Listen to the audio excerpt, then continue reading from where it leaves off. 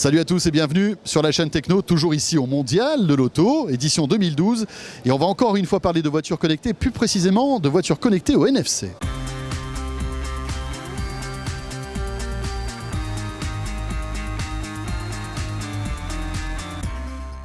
Avec Byster, le mobile sert à payer.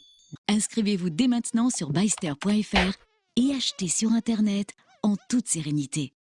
Et nous sommes sur le stand d'Orange. Orange qui ne fabrique pas de voiture, n'est-ce pas François? Pas encore. En revanche, côté connectivité, réseau, techno, ils sont pas trop mauvais. Regardez, un véhicule que l'on peut déverrouiller avec son smartphone à condition qu'il soit NFC. On est devant une voiture qui paraît tout à fait normale, sauf que elle est pilotable avec le smartphone que vous avez en main. Alors plus précisément, donc, nous avons équipé ce véhicule d'un lecteur NFC. L'idée est la suivante. On imagine que ce véhicule est un véhicule de location, par exemple. Donc le loueur nous a transmis une clé cryptée directement sur notre téléphone NFC. Et l'idée, c'est qu'on va poser son téléphone NFC sur ce lecteur. Et donc il y a un petit message qui va s'afficher. On voit qu'elle est déverrouillée. Les portières sont donc ouvertes. Et en même temps, donc, on a une petite boîte sécurisée à l'intérieur qui s'est ouverte et se trouve dedans dans cette boîte les clés physiques de ce véhicule. On démarre le véhicule, on va donc faire le trajet donc, qui était prévu. On remet ensuite, une fois qu'on a fini son trajet, on remet les clés dans cette petite boîte, on la referme. On referme bien sûr la portière. Vaut mieux. Vaut mieux, c'est précis. En matière de sécurité, c'est un peu mieux. Tout à fait. Et pour, je dirais, verrouiller de manière définitive le véhicule, on remet le téléphone NFC devant le lecteur et c'est verrouillé.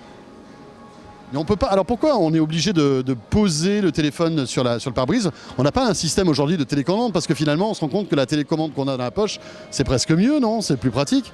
Alors c'est effectivement pratique, sauf que donc là on est dans une logique de location ou voire même d'autopartage.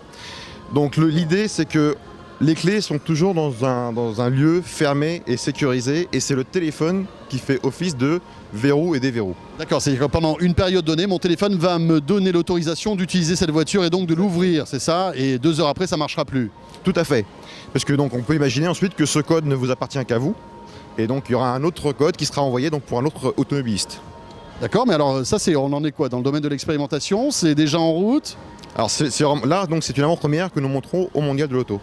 Et donc ça va être mis en service très bientôt. On commence justement à le développer et à en parler donc, à des loueurs, à des systèmes d'autopartage et pourquoi pas même à des particuliers puisque la mode de l'autopartage commence justement à se développer. Et demain, à la rigueur, une famille, ou voire même une famille donc, peut partager le véhicule entre plusieurs conducteurs. Et puis on peut justement aussi partager son véhicule avec des personnes étrangères. Alors, seule contrainte, il faut avoir un téléphone avec la technologie NFC. Tout à fait, donc aujourd'hui c'est commercialisé, donc notamment le Galaxy S3 en fait partie, il y aura des Nokia qui vont également arriver. L'iPhone 5 n'en fait pas partie, malheureusement, mais donc plusieurs constructeurs en tout cas vont se lancer dans cette technologie. Voilà, donc pas mal ce système de NFC. On reçoit les droits pour louer une voiture pendant quelques heures, quelques jours.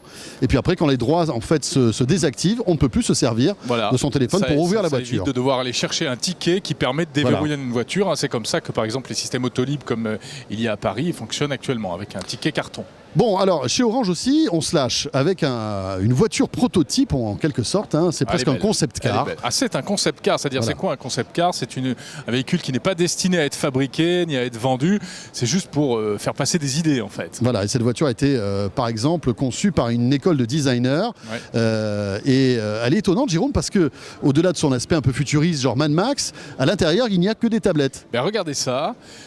Tout est remplacé par des tablettes. Alors une tablette en guise de tableau de bord, hein. Une autre tablette au milieu pour avoir des informations complémentaires et puis la tablette à droite c'est pour les loisirs, pour le passager. Qui s'ennuie par exemple, hein. Si ce que vous racontez n'est pas intéressant, il pourra se regarder un film par exemple. Mais alors derrière tout ça, bon évidemment... 3 belles tablettes Android. Tout ça ne sert à rien parce que bon voilà, cette voiture va être démontée après le mondial. Oui, mais c'est un peu une vitrine. Mais derrière tout ça, il y a des tendances, hein, le fait d'avoir de plus en plus d'écrans dans les voitures par exemple. Exactement, c'est vrai que on ne verra pas ce genre de voiture arriver comme ça sous cette forme, mais c'est presque symbolique, ça montre bien le mariage entre l'automobile et la technologie, et c'est vrai que le smartphone et la tablette font de plus en plus leur entrée dans l'habitacle de la voiture. Voilà, la chaîne Techno, c'est toute l'actualité high-tech tous les jours, et on se retrouve bien sûr demain. Salut à tous.